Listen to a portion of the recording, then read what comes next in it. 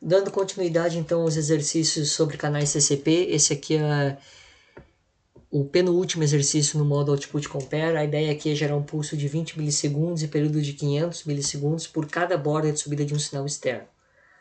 Então, a cada vez que houver uma borda de um sinal externo, nesse caso uma borda de subida, que vai ser feita através de um botão configurado no modo pull down, ele vai gerar um pulso na saída de 20 milissegundos. Bom, primeiramente, configuração do timer 10. Aqui eu fiz apenas uma alteração em relação ao que eu vinha fazendo antes. Antes eu estava configurando um timer para um período de 2 segundos, agora eu aumentei um pouquinho. Botei para 3 segundos, mais ou menos, 3,3. Justamente porque como agora a gente vai depender de um botão, não vai ser um sinal contínuo o tempo todo, não há necessidade de a gente imprimir uma velocidade rápida os valores. Então, aqui eu diminui um pouquinho a velocidade, coloquei um período de 3 segundos. Então, a cada 3 segundos ele vai imprimir os valores detectados nos modos de captura.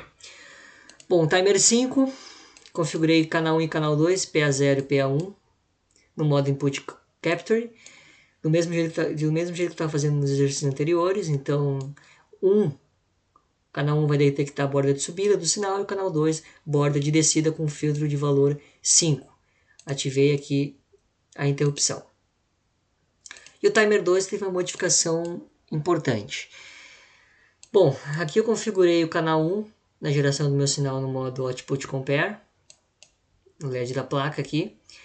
Porém, eu ativei o modo One Pulse. O que é esse modo One Pulse?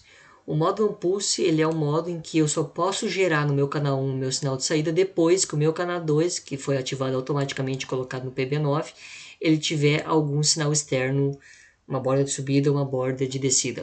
Quando ele detectar que houver uma borda de subida ou descida, nesse caso foi configurado uma borda de subida, aqui ó, Racing Edge, uma borda de subida. Então, nesse caso, quando ele detectar uma borda de subida no PB9 aqui, ele vai ativar a minha geração do pulso na saída. Ele vai gerar um pulso na saída, como está configurado aqui. Então, para isso eu tive que ativar o modo escravo e ligar no canal 2, no trigger.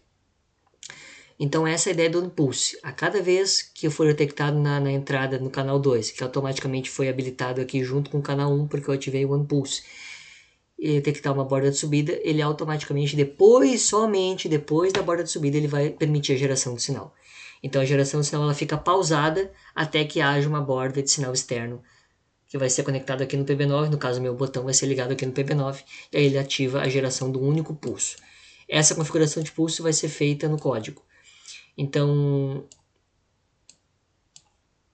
aqui eu configurei a polaridade de borda de subida, o filtro eu coloquei 0, não achei necessário, não deu nenhuma diferença eu colocar filtro ou não, porque não teve muito ruído. O modo eu coloquei na geração do sinal agora, tá? O modo eu coloquei no Toggle on Match, né?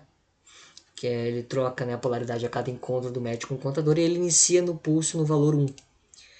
Então, logo que houver a borda de subida, ele vai já no primeiro encontro com o contador ele subir para nível lógico alto. Eu não pude colocar 0 porque primeiro que 0 ele ia ficar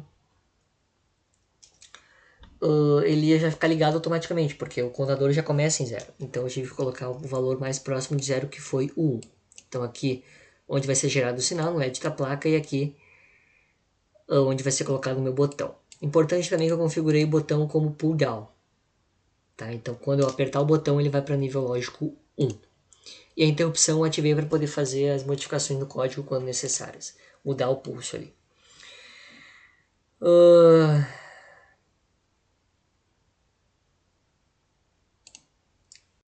Certo.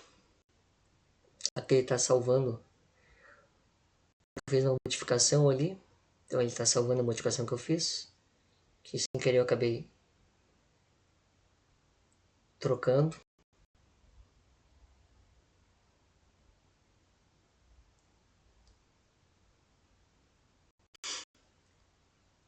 Bom, salva. Vamos aqui para o código então. Coloquei algumas bibliotecas, alguns includes, string, stdio e a match. Os mesmos defines, aqui um define de 100 e o timeout de 100. milissegundos. Aqui algumas variáveis, o tempo ativo do pulso e o valor de CCR. Esse valor de CCR, o vetor, né, é o mesmo vetor que a gente está acostumado a ver nos exercícios anteriores, né, para trocar o valor do pulso de comparação lá.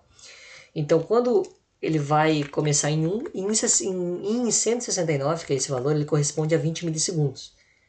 Na verdade, ele corresponde a 21 milissegundos, porque como eu comecei em 1, eu não comecei em 0, então ele vai, teoricamente, se eu colocar 168, ele ia medir 19 milissegundos. Então eu tenho que colocar 169 porque eu comecei em 1, eu comecei num valor a mais do que o corretinho. O correto seria 0, mas em 0 ele já ia ficar automaticamente ligado e não ia ter o modo de gerar o sinal após borda de subida externa.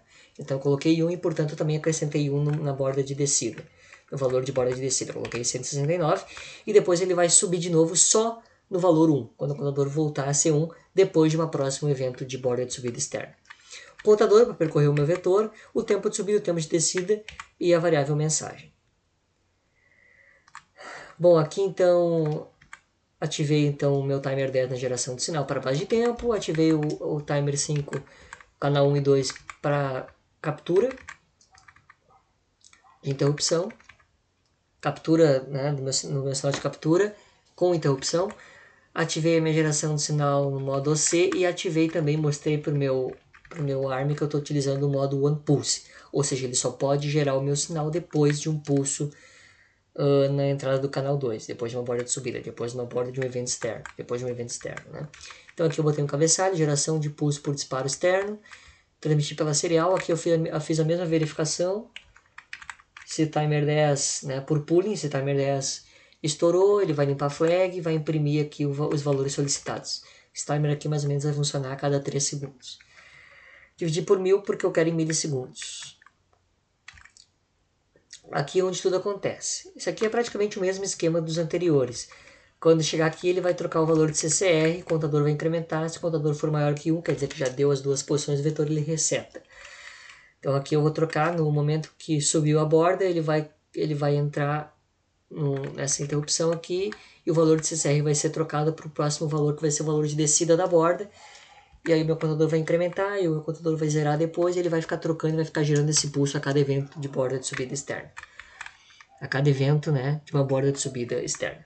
E aqui ele faz uma detecção, né? Se for canal 1, se a captura for causada pelo canal 1, ele vai armazenar o valor do tempo de subida, captura do tempo de subida. Se for canal 2, ele vai armazenar o tempo de descida e vai calcular o pulso, tempo de descida menos tempo de subida. Função ABS aqui é só para colocar um valor sem sinal negativo, se houver um sinal negativo. Nesse caso aqui também eu acho que não era necessário. É o valor absoluto. Bom, vamos ao teste então.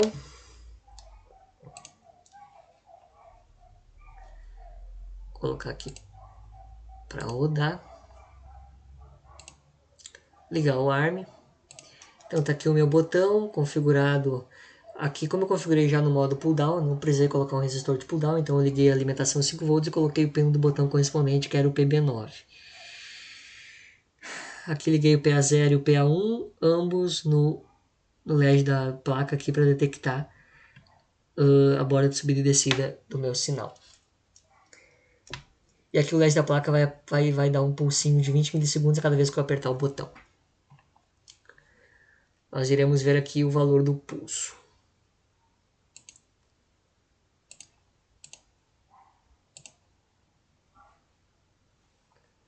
Então tá, ativei. Vou apertar o botão. Gerou o pulso de 20 milissegundos. Ele mede ali o tempo do pulso de 20 milissegundos. Então é isso. Até a próxima.